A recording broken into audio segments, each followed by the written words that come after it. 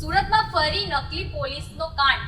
ઇન્દ્રજીતસિંહ ખુમાનસિંહ રાજપૂતને બારડોલી પોલીસે ઝડપી પાડ્યો. લોકોમાં ભ્રમ અને ભય ફેલાવતા આરોપીને પોલીસ હિરાસત લેતા વધુ તપાસ શરૂ કરી. સુરત જિલ્લામાં ફરીથી નકલી પોલીસનો કાંડ સામે આવ્યો છે. શહેરના લોકોમાં ભયનો માહોલ સર્જનાર ઇન્દ્રજીત ખુમાનસિંહ રાજપૂત નામના વ્યક્તિને પોલીસ દ્વારા ઝડપવામાં આવ્યું છે. શહેરમાં આરોપી પોલીસ તરીકે ઓળખ આપી રોફ જમાવતો અને લોકોને ભ્રમમાં મુકતો હોવાનો ખુલાસો થયો છે.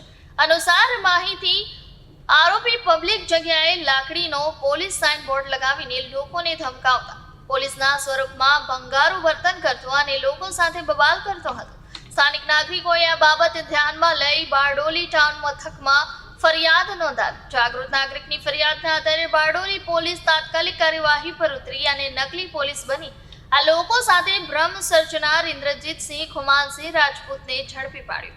પોલીસે તેની કાયદેસર કાર્યવાહી માટે હિરાસતમાં લીધો છે અને વધુ તપાસ ચાલુ છે.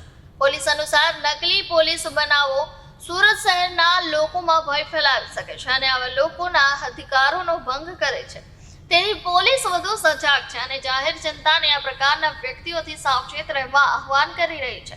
આ બનાવ નાગરિકોને પણ અહેસાસ કરાવે છે કે કોઈ પણ અસામાન્ય પરિસ્થિતિમાંથી તત્કાલિક સ્થાનિક પોલીસનો સંપર્ક કરો અને શંકાસ્પદ વ્યક્તિઓ સામે જાહેર જગ્યાએ સાવચેતી રાખવી જરૂરી છે.